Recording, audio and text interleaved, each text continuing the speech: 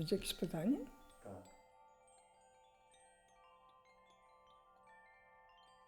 No, trudna na pewno odpowiedź. No, na pewno jestem człowiekiem sztuki. Jestem człowiekiem, który się wyrastał w atmosferze natury, piękna natury, przyrody i piękna sztuki.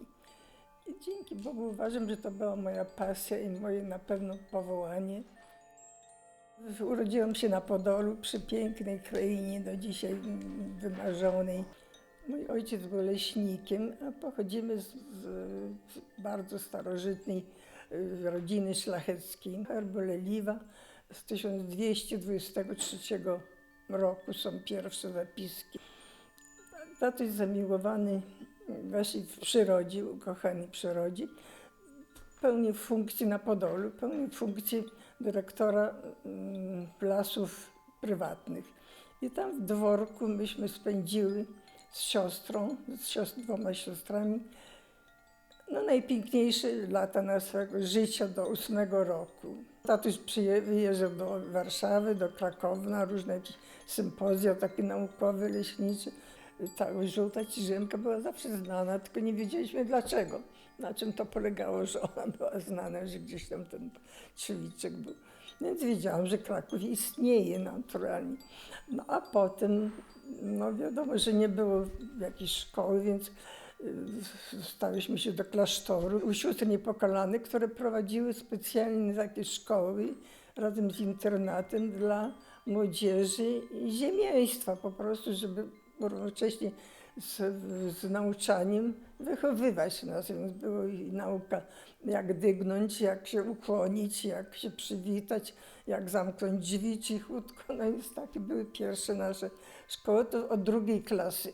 Od drugiej klasy do pierwszą klasy przerabialiśmy w domu z taką panią, która mieszkała u nas. A potem byliśmy w tym klasztorze, gdzie no, bardzo solidne wychowanie. Oczywiście tylko język francuski był językiem, którym się trzeba było posługiwać. I w trakcie tego mówienia wciąż uczyłyśmy się na nowo. No i gra na fortepianie, no i takie ułożenie. I poza tym taki był różny, w późniejszych już latach nauka, jak dajmy na to, jak prowadzić dom, jak gości przyjmować, jak ta już przyszłość pokazana, jak mamy się zachować w przyszłości. Ja pamiętam, że chyba pana Tadeusza to naprawdę każdy chyba znał jakieś ogromne te wersety. No. I raptem pewnego dnia, 10 lutego, jeszcze w ogóle można powiedzieć, że był dom zasobny i było 12 psów, z którymi myśmy równocześnie z naturą, tośmy jeszcze obcowały ze zwierzętami, z sarenkami, sowy były, borsuk, sarny. No jest takie wychowanie bardzo przyjazne ludziom, przyjazne naturze, przyjazne ojczyźnie. No i wszystko to się skończyło 17 września wraz z wejściem wojsk sowieckich do Polski. No. W pewnym momencie uciekaliśmy takimi końmi zaprzęgiem do najbliższego dworu, ale to było raniutko, ale to było już niestety nie miało sensu, bo już armia radziecka postępowała. Oczywiście to się rozeszło prędziutko po wsiach. No i przyszła taka delegacja z tego miasteczka, do którego myśmy podlegaliśmy.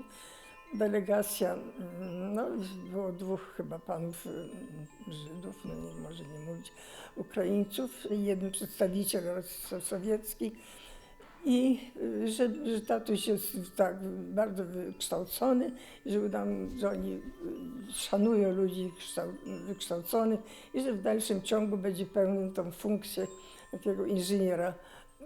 Daliśmy się na to namówić i wróciliśmy i rzeczywiście spokojnie przeżyliśmy Wigilię. Jeszcze właściwie już nie było służby, tylko była kucharka i jej córka. I tak razem z kucharką i tą córką takim, powiem takie, nie wiem, czy to w ogóle warto mówić. Salon był piękny, przy choinka była i kucharka podawała tam ryby, jak zwykle tradycyjne dania były. To zawsze był bar z różkami, potem ryba w różnych, prawda, postaciach. No i kucia, oczywiście kucia musiała być. No to już tradycja taka. A oprócz tych zwierząt, o których mówiłam, jeszcze była taka klatka z puchaczem i 2 sowy i puchacz. Bardzieśmy kochali te sowy, one zwykle całą, jako dzieci tak obserwowałyśmy, cały dzień one sobie tak zasypiały, dopiero wieczorem one ożywiały i tak cudownie puchu, tak budziły nas w nocy nieraz. No potem tatuś, jak już po tym rozpoczęciu wojny, wypuścił te ptaki, te wszystkie zwierzęta. I powiedział nam, że wypuszczamy tak, niech idą na wolność. I te ptaki, które tatuś też kochał, te puchacze, one tak lubiły nas w ogóle jak dzieci, jak tam przychodziły, myśmy tam coś do nich gadały, one tak... Ale dlaczego tak mówię? Bo tak skojarzył mi się, może nie wiem, czy słusznie, w pamięci taki moment, że była ta Wigilia i jedliśmy, coś jedliśmy i w pewnym momencie sowa uderzyła całym rozpędem w okno i tak zahuczała puchu. I kucharka mówi, o proszę Państwa, zły znak. I to był pierwszy taki, że ona tak skojarzyła sobie to, że to był taki znak od tej sowy, która u nas była chyba 20 lat, jak nie więcej, bo tatuś, no nie 20, może nie, ale 10 na pewno. No i potem za 6 tygodni, no to nastąpiła nasza wywózka, przyjechali po nas, zbierajcie się, jedziecie w głęboką Rosję, bo tak kucharce powiedział ten żołnierz, ten rosyjski oficer. Ostatnie święta w 1939 rok, ostatni dzień, tak. Mamusia oczywiście, która była chora na serce, dostała ataku serca, no ale kucharka była już tak przyuczona, że zrobiła jej zastrzyk. No i polepszyło jej się, więc nawet na tyle byli łaskawi, że powiedzieli, niech pani zostanie. A mamusia powiedziała, nie, absolutnie nie, jadę z rodziną. Bo bardzo, w każdym razie sami myśmy jechali. No i podstawili duże sanie. No i już nie pamiętam, czy sami się jechało, czy ich jakoś podstawiono. To dla nas był taki szok, że myśmy, to niewiele się właściwie pamiętało. No, z psami, wiem, żeśmy się bardzo żegnały z psami, z kucharką, z tej córką, która u nas była. No i prędko, więc pamiętam, że kucharka była na tyle przytomna, że kufry, tak jak to zwykle po dworach, były ogromne kufry i cały kufer naładowała mąką, kaszą, jakimś słoniną, jakimiś wędlinami. Potem w bańce był miód, pamiętam, bośmy, tatuś miał ule, pszczoły były. I to wszystko się załadowało na ten pojazd, tylko naprawdę, aż mi głupio, że nie pamiętam, czy się jechało tym sowiecką ciężarówką, czy tośmy jechali saniami. Nie, to chyba jechaliśmy tą ciężarówką. A kucharka została z tą swoją córką i nawet nie wiem co, no pewnie można było jakiś czas, może tam też jakiś urząd powstał, nie mam pojęcia i pewnie tam gdzieś jakoś koło nich się tam przechowała, no. Polka z Ireną. Nie, no potem nic, nie mieliśmy żadnego kontaktu, kompletnie, zupełnie.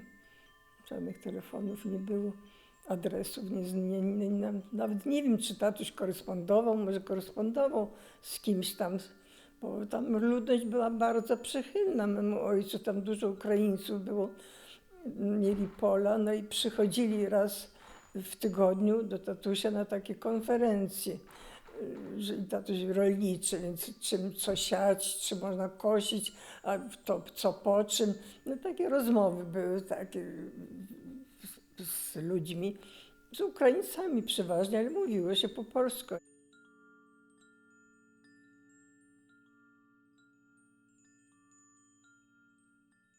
Na Syberii byliśmy 6 lat i 6 miesięcy. Tam, a mamusia w drodze umarła w Omsku, w pociągu. zapalenia płuc, atak serca. W Omsku wynieśli ją, po prostu pojęcia nie mamy, gdzie ślad po niej zaginął. I dojechałyśmy z tatusiem, który chyba miał kłopot z nami, w co nas ubrać, jak się ubrać, co jeść. No jeść to dostawaliśmy tam 400 gramów chleba, deko chleba na dorosłego, a 200 na osobę, na dziecko. I codziennie garnuszek, taki półlitrowy garnuszek zupy jakiś tam z kartofli. No więc to było bardzo mało. Dzięki temu myśmy troszkę przeżyli, że ten kufer był pełny przez tą naszą kucharkę przygotowany. No i ten kufer nam ze 2 lata służył, także jako takośmy tam nie głodowały. To był altajski kraj, to już był za granicy z Mongolią. No to 8000 kilometrów. I my się też opatrznościowo dostaliśmy się do lasu. Więc byliśmy tak szczęśliwi, bo dosłownie to było przedłużenie naszego życia. Tatuś uwielbiał bardzo las, ale tylko tam były lasy sosnowe. To był bór sosnowy, gdzie rosły sosny zostawione samemu sobie, jak to się mówi. Wtedy umierały, kiedy się przewracały i na korzeniach tych sosn wyrastały nowe. I to się dosłownie chodziło po starych, po nowych. No przepięknie było, trzeba przyznać, że przepięknie. Myślę, że to dla nas było bardzo odciążające psychicznie. To były baraki, które były nawet w XIX wieku używane i dopiero naprawdę tam były podpisy, napisy. No myślę, że też polskie były, ale już tego nie pamiętam, bo się przeżywały cały czas szok. Pracowaliśmy tam przy zbiorze żywicy. Całą zimę się nie pracowało w lesie, tylko w tych barakach przygotowywaliśmy te pojemniczki i takie te gwoździki drewniane, które się wbijało do drzewa, żeby zawiesić ten pojemnik na żywicę.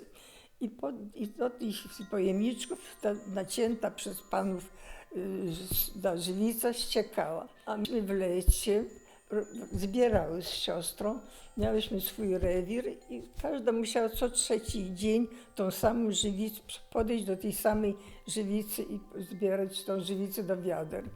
Tak łopatki były i z tych wybierało się żywice z tych pojemników. Więc jedna żywica była zabarwiona cytrynowo, druga była zabarwiona zielonkawo, trzecia była bielusieńka. I pachniały to przepięknie, były tam takie upalne lata i bardzo mroźne zimy. Ta żywica tak nagrzana słońcem przeparowała i tam bardzo był zdrowy klimat dla chorych na płuca. Taki podgórski pejzaż, właśnie te górki obsadzone tymi sosnami. W pewnym momencie się otwierało rzeczywiście i piękne jeziora. Co jakiś czas cudowne jeziora. Jeziora, które były porośnięte na brzegach żurawiną. I ta żurawina to zasadniczo uratowała nam życie. Całe lato, które było bardzo upalne, tak samo jak zimy, właśnie mówi mroźne, bo były ogromne komary. I myśmy jeszcze do tego przez 3 lata miały malarię, chorowałyśmy na malarię. Bo były ogromne komary, które w ilości na jakichś miliardów chyba chmurą leciały w powietrzu, aż dosłownie powietrze drgało, no dosłownie taki był jakiś ten. No i trzeba było chodzić w watowanych spodniach, watowanej tej kurtce, w fajkach i w tym, a na głowie takie jak pszczelarze mają, trzeba było siatkę mieć, a ręce posmarowane dziegciem, bo komary nie cierpią dziegcia. No i tak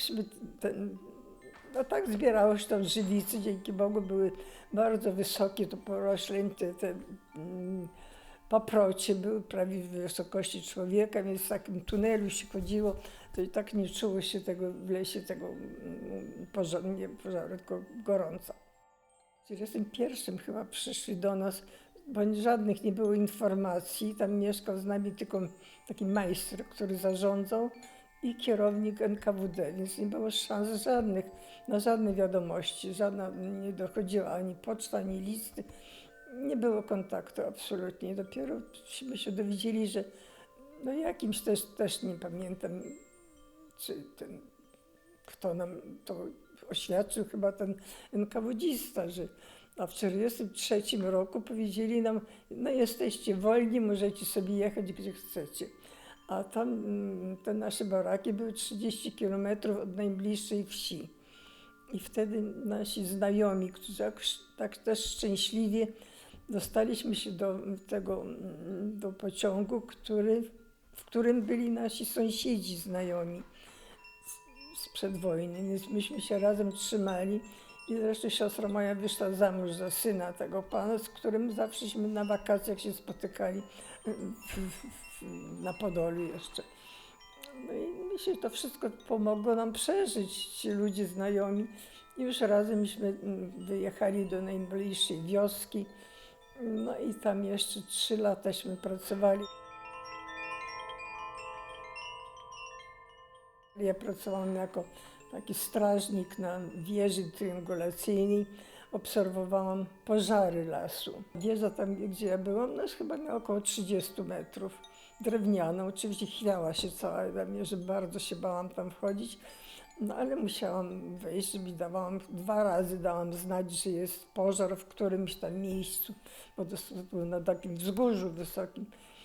No i dałam znać, no i naturalnie cała wieś się wtedy mobilizowała. Więc te pożary wyglądały strasznie, bo to się paliły i pod ściółka. W pewnym momencie przychodził wiatr i przenosił ogień na korony drzew. I można było patrzeć, jak ten las się górą pali, dosłownie tak nad naszymi głowami. To była wtedy ogromna panika w tej wiosce malutkiej. No i zwykle jakoś to się kończyło albo deszczem, albo wypaliło się wszystko. No. Raptem ktoś krzyknął koniec świata. Rzeczywiście coś się na niebie działo ogromnego, więc ta konfiguracja różnych chmur, w różnych jakichś tak właśnie tych kolorach najprzeróżniejszych, tak przy tym. Więc wszyscy koniec świata, oczywiście panie buchnęły na kolana do modlitwy, a tatuś mój jeszcze z nami był przytomny, mówi, to jest zorza polarna i dopiero dowiedzieliśmy się, że to jest zorza polarna. No to było nie do opisania naprawdę zjawisko na niebie, nie do opisania.